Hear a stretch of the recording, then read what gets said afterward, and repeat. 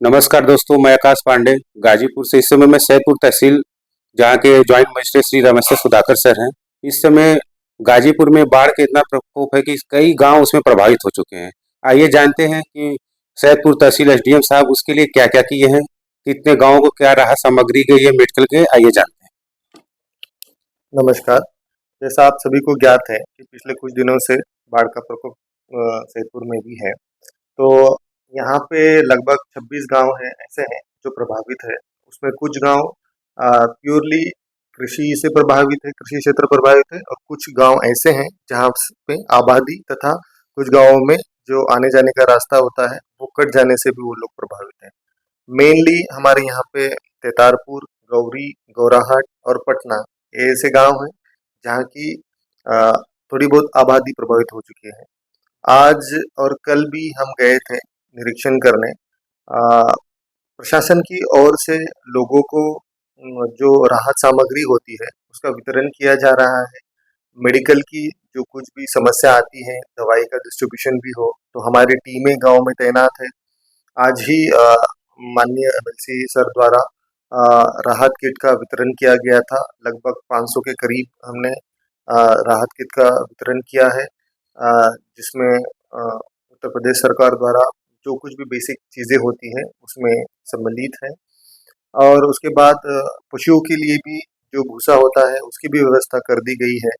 Moving toilet की भी व्यवस्था हमने कर दी है।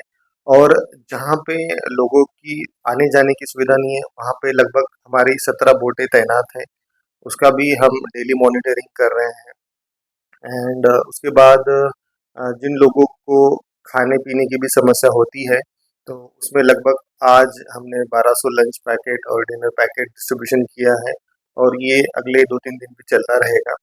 किसी भी प्रकार की कोई भी समस्या होती है तो हमने अपने लेखपालों की ड्यूटी वहाँ पे लगा दी है, और मेरा नंबर 24/7 भी एक्टिवेट है। बहुत सारे लोग मुझे कॉल करते हैं, तब हम तुरंत सुविधाएं भी उपलब्ध कराते हैं। तो प्रशासन पूरी तरीके से सज्ज है। अच्छी तरीके से भी हमने प्रिपेयर किया था, भाप लिया था, सबकी ड्यूटी लगा दी है। और एक अच्छी तरीके से हम इस बाढ़ से हम अभी तक तो कुछ ऐसे हानि नहीं हुए। कुछ समस्या ज़रूर आ रही है, लेकिन जैसी समस्या आती है तो हम उसका निराकरण करते हैं।